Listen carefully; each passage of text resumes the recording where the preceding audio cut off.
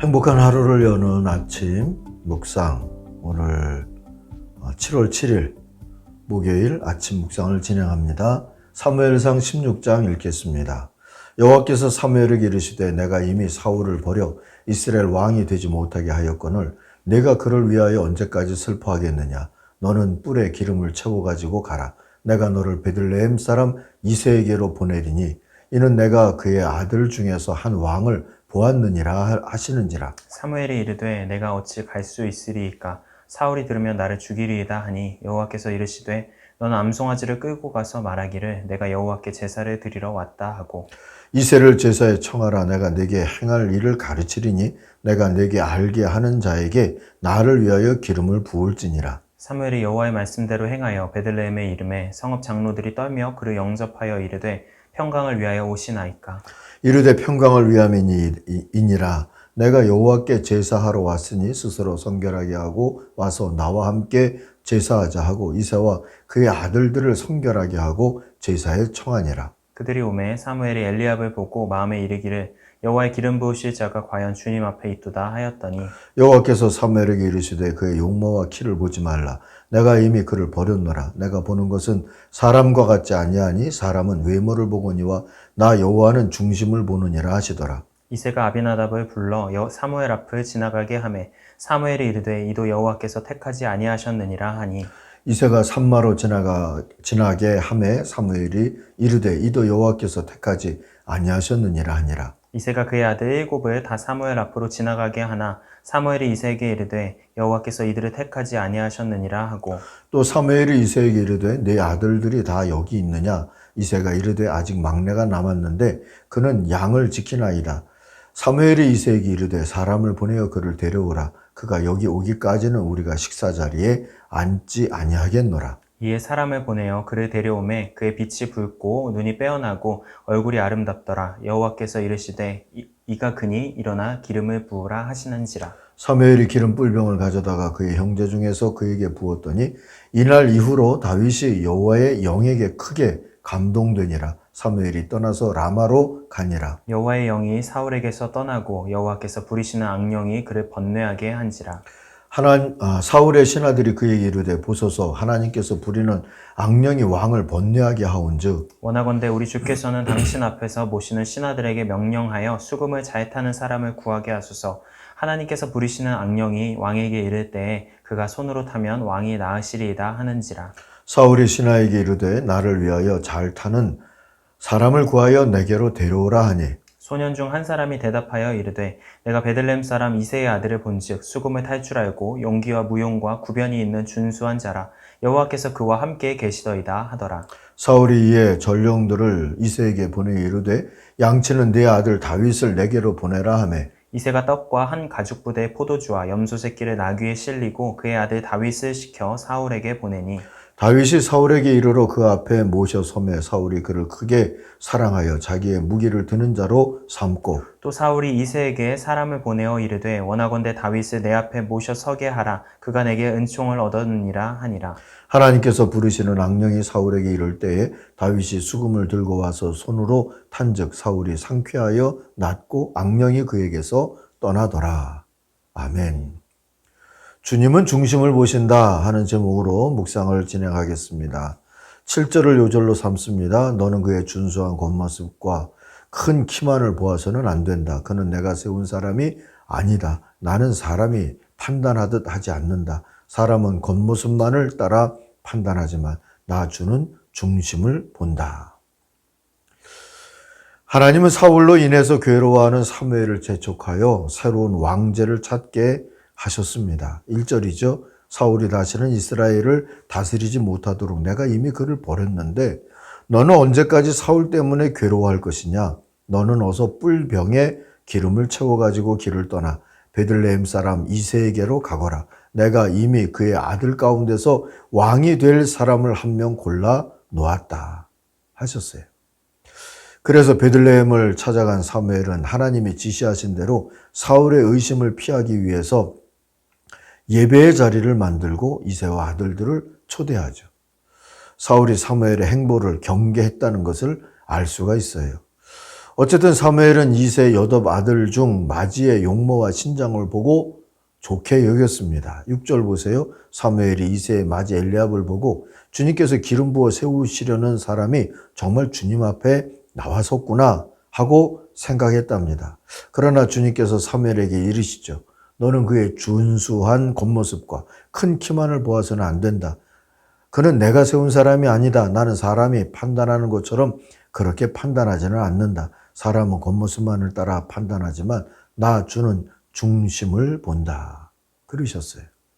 이후에 사무엘은 아비나답, 삼마 등 이세 7 아들들을 다 만났지만 그들은 다 중심을 본다고 하시는 주님의 기준에 부합하지 않았다 하죠. 결국 12절 보니까 이세는 사람을 보내어서 들에서 양을 치던 막내 아들을 데려왔어요. 그의 눈이 아름답고 외모도 준수한 홍안의 소년이었습니다.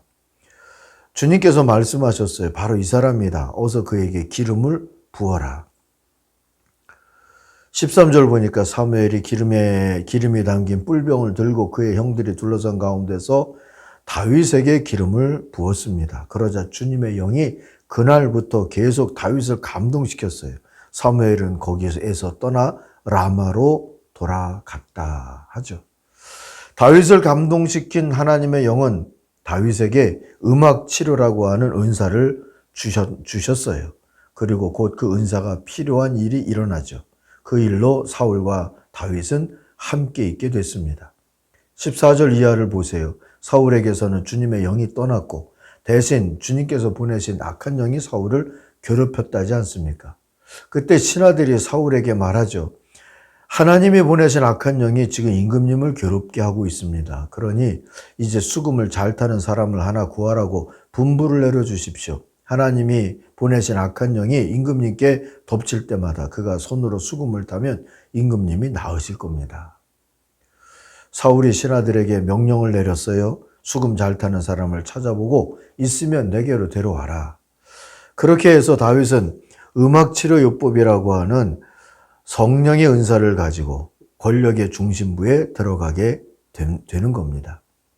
다윗을 사울에게 천구한 젊은 신하의 말이 흥미롭죠? 18절입니다. 제가 베들레헴 사람 이새에게 그런 아들이 있는 걸 보았습니다. 그는 수금을 잘 탈 뿐만 아니라 용사이며 용감한 군인이며 말도 잘하고 외모도 좋은 사람인데다가 주님께서 그와 함께 계십니다. 가장 중요한 것은 주님께서 그와 함께 계십니다. 그거 아니었을까요? 어쨌든 21절 이하를 보니까 그렇게 해서 다윗은 사울을 섬기게 됐어요.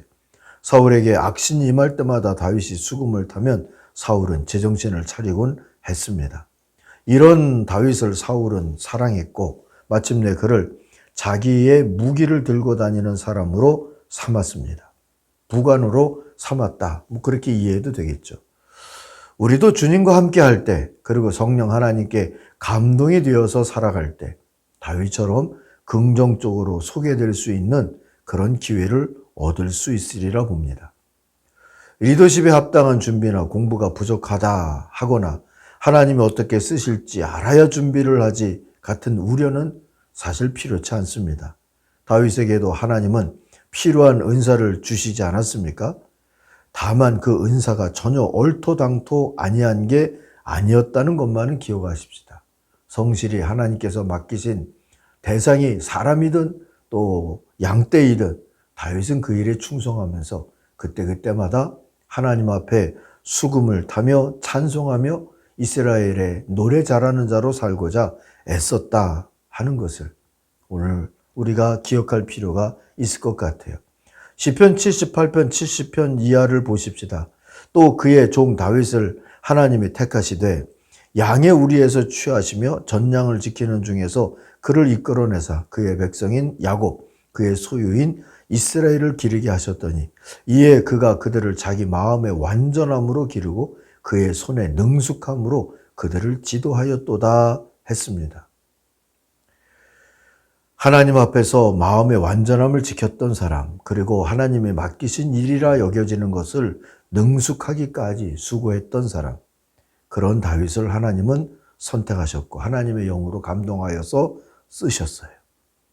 우리도 하나님께 순전한 마음과 작은 일도 전문성을 갖도록 성실하고자 한다면 하나님의 섭리에 따라서 쓰임받을 때가 있을 줄로 믿습니다. 그렇게 살기를, 우리의 남은 삶이 그렇게 되기를 소망하고, 특별히 우리 자녀들과 다음 세대를 위하여서 그렇게 하나님의 섭리에 따라 쓰임받기까지 마음의 완전함과 또 작은 일에도 전문성을 가지고 성실하게 준비될 수 있는 그런 사람들이 되게 해달라고 기도하는 이 아침 되기를 바랍니다. 기도하십시다. 하나님 아버지, 우리 자녀들이 순전한 믿음과 성실한 순종으로 준비되어 살아가도록 인도하여 주옵소서. 특별히 하나님, 고난 가운데 아픔 가운데 있는 사람들이 하나님을 찬양하면서 치병할 수 있는 은사도 갖게 하여 주옵소서. 하나님의 섭리가 나타나는 한 날이 되게 하옵소서. 예수님의 이름으로 기도하옵나이다. 아멘. 하늘에 계신 우리 아버지, 아버지의 이름을 거룩하게 하시며 아버지의 나라가 오게 하시며 아버지의 뜻이 하늘에서와 같이 땅에서도 이루어지게 하소서. 오늘 우리에게 일용할 양식을 주시고 우리가 우리에게 잘못한 사람을 용서하여 준 것 같이 우리 죄를 용서하여 주시고 우리를 시험에 빠지지 않게 하시고 악에서 구하소서. 나라와 권능과 영광이 영원히 아버지의 것입니다. 아멘. 각자 기도하겠습니다.